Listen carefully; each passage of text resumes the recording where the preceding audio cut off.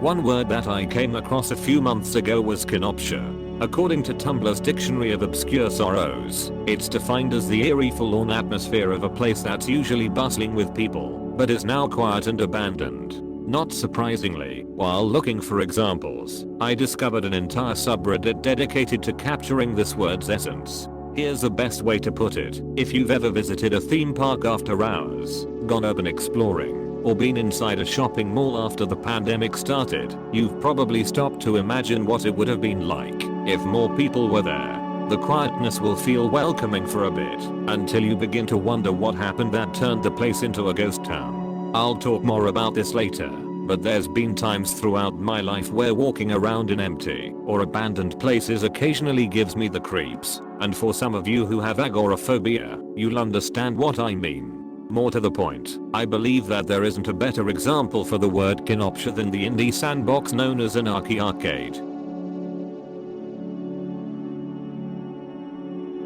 I'm willing to bet that absolutely none of you have heard of this game before, and for those of you who have watched some of my earliest videos about free games I found on the internet, you're probably used to hearing me say that exact phrase. The official Steam page for this game describes it as a 3D desktop that launches shortcuts to anything you like, casual in-game building features, plus hundreds of thousands of add-ons. One component of this game's design that comes with a bit of a learning curve is the ability to create shortcuts that open games in your Steam library, websites, Twitch streams, photos from your computer, YouTube videos, files, and even plain text, all rendered on virtual arcade machines, posters, or wall-mounted screens. It's almost impossible to conceptualize how long I've waited to check owning a virtual arcade off my bucket list, and I was especially excited to learn that it's actually possible to play real arcade games, provided you create a shortcut to your emulator of choice. More on this later. However, the most mind-blowing thing about Anarchy Arcade is that it was made in the fucking Source engine. Coming from someone who's invested hundreds of hours in games that have utilized it, I seriously had no idea it would ever be capable of connecting your personal data to a surprisingly immersive world. I remember that the Gmod community was able to transform a sandbox mod for Half-Life 2 into an MMO in the form of Tower Unite, but holy shit. With all that being said, the reason this game quickly became one of my favorites is honestly pretty strange. For whatever reason, every so often I have these weird dreams about exploring abandoned arcades, playgrounds, hotels, shopping malls, neighborhoods, and some of my friends' houses. Most of the time, I'm just looking around, or piecing together what the fuck I'm supposed to be doing. I get that all of this might sound stupid and off topic, but the important thing to me was that I wanted to be able to remember and share these experiences after I woke up. For a while, writing down the bits and pieces I remembered was the best way to go about it, but this makes it way easier to visualize and mentally project myself into the environments I find myself in. I feel like this game's given me closure in some cases by allowing me to close the final chapter on particular dreams that I've been having for years. Even if I keep having some of them multiple times, I'll know that with enough time and effort I can rebuild them in the Hammer editor. Now we get to what I think is the hardest part of the video, talking about its flaws. I'm confident that some, if not most of the negative reviews are new players complaining about the lack of an active player base, and while I hate to admit it, I have to agree with them. Even with all the potential Anarchy Arcade has, the multiplayer is effectively dead. For starters, throughout the game's lifespan, the highest recorded number of players was 515.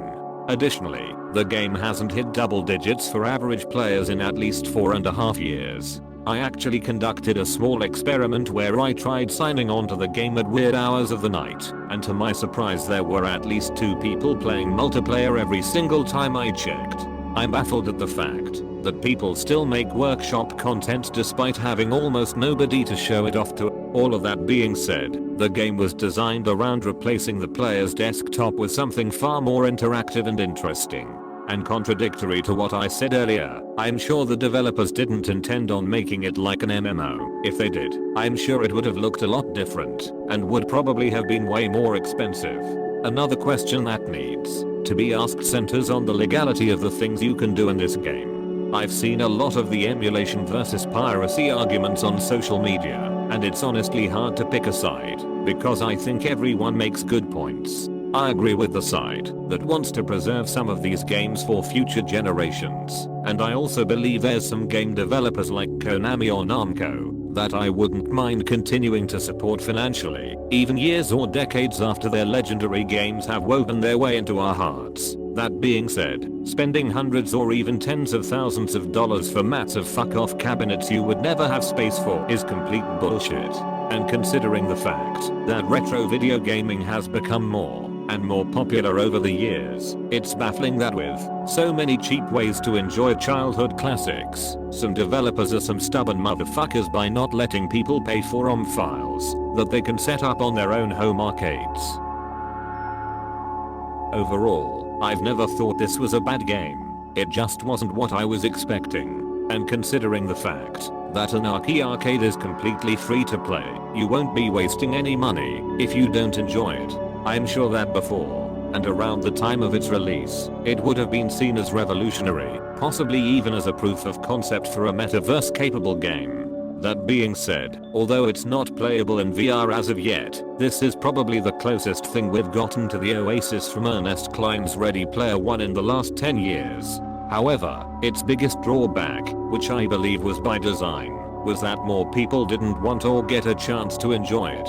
If you want to try this for yourself, unbind your sprint and jump keys and treat yourself to the best arcade simulator around.